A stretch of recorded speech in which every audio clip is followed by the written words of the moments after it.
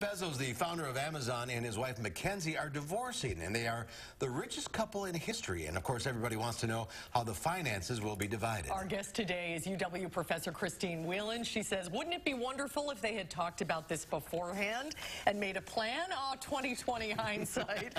Hi, Christine. Good to see you. Good to see you Happy again. New Year. Yeah. Thank you. Thanks for braving the weather today. Absolutely. So yes, this big couple, they're splitting, and my hope is that they had some time to talk about this beforehand. But you know, there's interesting precedent set on what happens when especially high net worth couples divorce. Yeah, and it's a 50-50 split of assets that was set by a UW graduate, I understand. Exactly. So UW graduate Lorna Jorgensen Wendt, she had a very famous divorce in the end of the late 90s, and she set this precedent that for equality in marriage. And she was a real advocate. She used part of her settlement money to help others and educate others on equality, financial equality in marriage. And she was the founding donor for the Money, Relationships, and Equality Initiative here at UW-Madison that I now direct. So what we try to do with this initiative is educate people on that intersection of finance and romance through the life course. So whether you are just starting in a committed relationship, or whether you're already settled in your relationship and there's some financial changes that you need to discuss, or if you're splitting up and you need to figure out how to divide the assets, this initiative is there to provide free information to help couples figure it out along the way. And that's a free workbook that you can do? Yeah, so we created a free workbook called Equal from the Start. It's a free download on the website, and couples can do this, and it really sort of gives them the framework to ask those right questions about what does money mean to me? What does money mean to us as a couple? And it's not just about money, of course. It's about division of time and responsibilities as well. So how do we facilitate those discussions in a way that's going to make it not like the most terrifying thing in the world to talk about, right?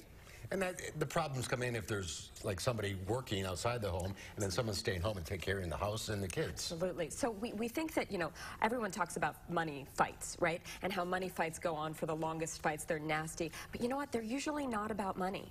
They're about values and time.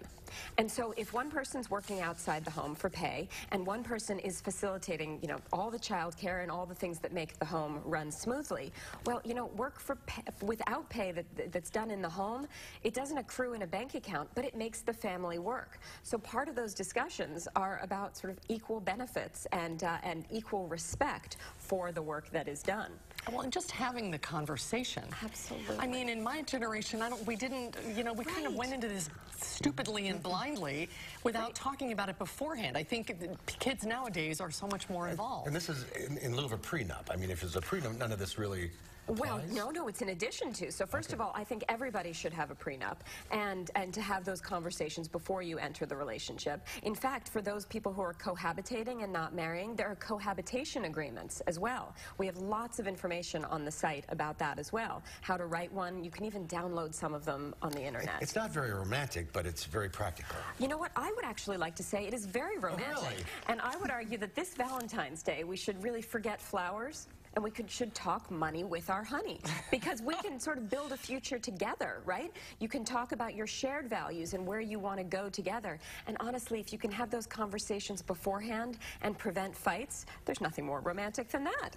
And you know, you don't know what your path's going to be. You're young and you're in love, and somebody might go this way and make a lot of money, and the spouse might be as happy but not make as much money. Absolutely. And so this is where talking about your values and then how you spend that money actually makes a big difference, right?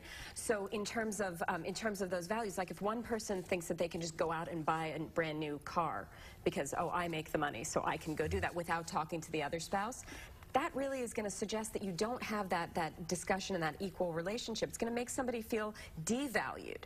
Right? So talking about what's the biggest purchase that you can make without talking to your partner. Talking about what charities you want to give to. If only one person's charity gets funded, that's not good either. So money and relationships is a really hot topic, and the Money, Relationships, and Equality Initiative facilitates those discussions. And we have the website on the screen where people can download your... Yeah, you can download the workbooks, lots of one-pagers. They're all free as the University of Wisconsin initiative. All right. Great information. Thanks for Christine. being with us, Great to see you. Good to see you, too. We'll see you soon. Thanks. All right, we'll be right back.